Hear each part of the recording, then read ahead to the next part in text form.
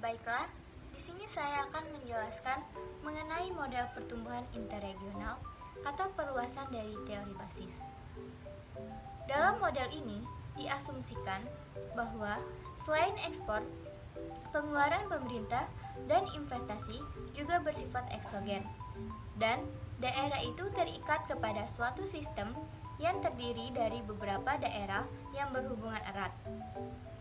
Berdasarkan teori ekonomi regional, maka dalam model pertumbuhan ekonomi interregional memasukkan dampak dari daerah tetangga. Itulah sebabnya dinamakan model interregional. Model pertumbuhan interregional terlihat bahwa kemampuan untuk meningkatkan ekspor sangat berpengaruh demi menjamin kelangsungan pertumbuhan suatu daerah dan menciptakan pemerataan pertumbuhan antara daerah. Menjelaskan hubungan yang terjadi antara daerah yang lebih maju atau kota. Dalam model pertumbuhan interregional, menganggap bahwa pertumbuhan ekonomi regional terjadi tidak semata-mata disebabkan oleh aktivitas ekspor, tetapi juga disebabkan oleh variabel lainnya. Antara lain, yang pertama, perubahan pengeluaran otonom regional, misalnya investasi dan pengeluaran pemerintah. Yang kedua, perubahan tingkat pendapatan suatu daerah atau beberapa daerah lain yang berada dalam suatu sistem yang akan terlihat dari perubahan ekspor. Dan yang ketiga, perubahan salah satu di antara parameter modal, seperti hasrat konsumsi marginal, koefisien perdagangan interregional, atau tingkat pajak marginal.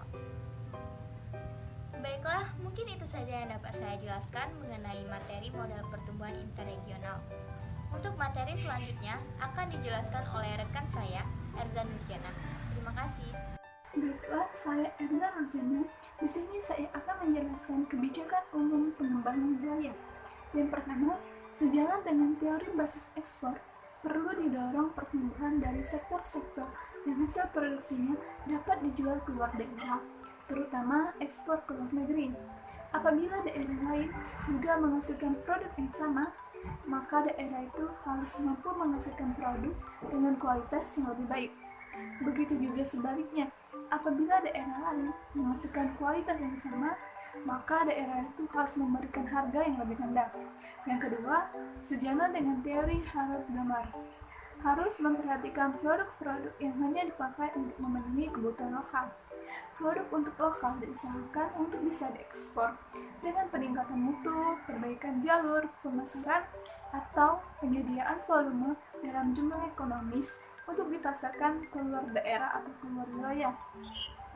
Namun apabila usaha untuk menembus pasar ekspor masih belum memungkinkan, maka peningkatan produksi untuk komoditi itu tidak perlu didorong melebihi kebutuhan lokal, karena hal ini akan memicu menurunnya harga dan merugikan para produsen. Ketiga, sejalan dengan teori ekonomi klasik atau neoklasik, harus diusahakan prasarana dan sarana diperbaiki agar mempermudah arus keluar masuk orang dan barang, serta perbaikan komunikasi dan informasi. Diusahakan untuk memenuhi asumsi dasar yang terdapat pada teori neoklasik, yaitu pasar yang sempurna, baik itu pasar barang maupun pasar tenaga kerja. Kondisi yang lebih mendekati pasar sempurna akan berfungsi membuat faktor-faktor produksi dapat dimanfaatkan secara lebih optimal. Yang keempat, sejalan dengan model interregional, perlu diusahakan masuknya dana investasi dari pemerintah pusat atau dari luar negeri sebanyak-banyaknya ke daerah kita.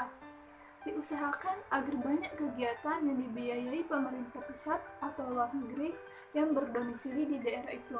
Selain memancing dana-dana pemerintah, maka investasi swasta juga harus dirayu, baik investasi pengusaha lokal, pengusaha luar daerah, atau pengusaha luar negeri. Yang kelima, masyarakat didorong untuk mengonsumsi produk lokal dan industri didorong untuk lebih banyak memakai komponen lokal tanpa menurunkan mutu.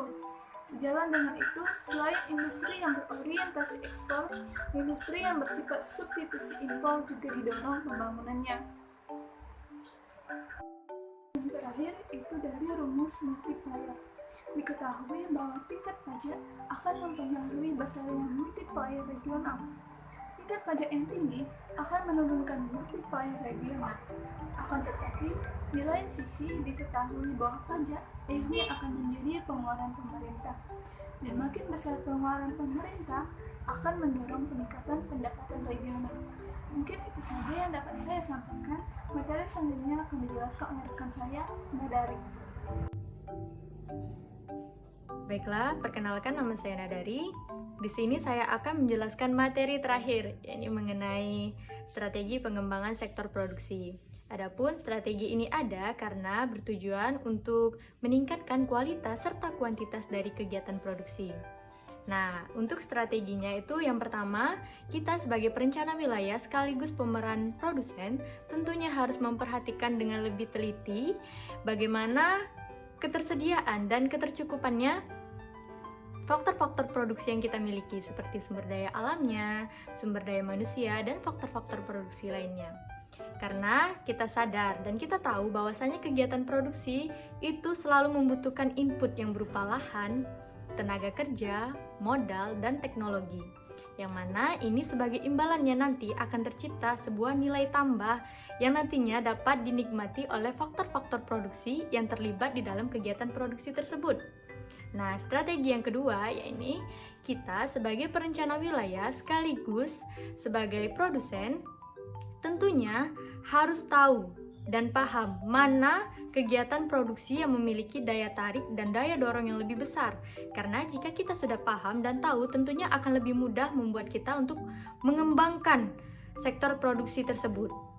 Dan ini nantinya dapat menekan proteksi impor di suatu wilayah itu. Baiklah, strategi terakhir yakni strategi ketiga yang mana seorang perencana wilayah mestinya harus mampu melihat dan membedakan komoditi mana yang memiliki daya tarik dan daya dorong yang lebih besar. Dengan asumsi kebutuhan lahan, modal, dan teknologi itu sama. Dengan demikian, komoditi yang memiliki nilai tambah yang besar dan daya dorong yang besar pula itulah yang akan diprioritaskan, tanpa mengesampingkan komoditi yang hanya memiliki nilai tambah tidak terlalu besar. Mungkin itu saja yang dapat saya sampaikan. Sekian, terima kasih.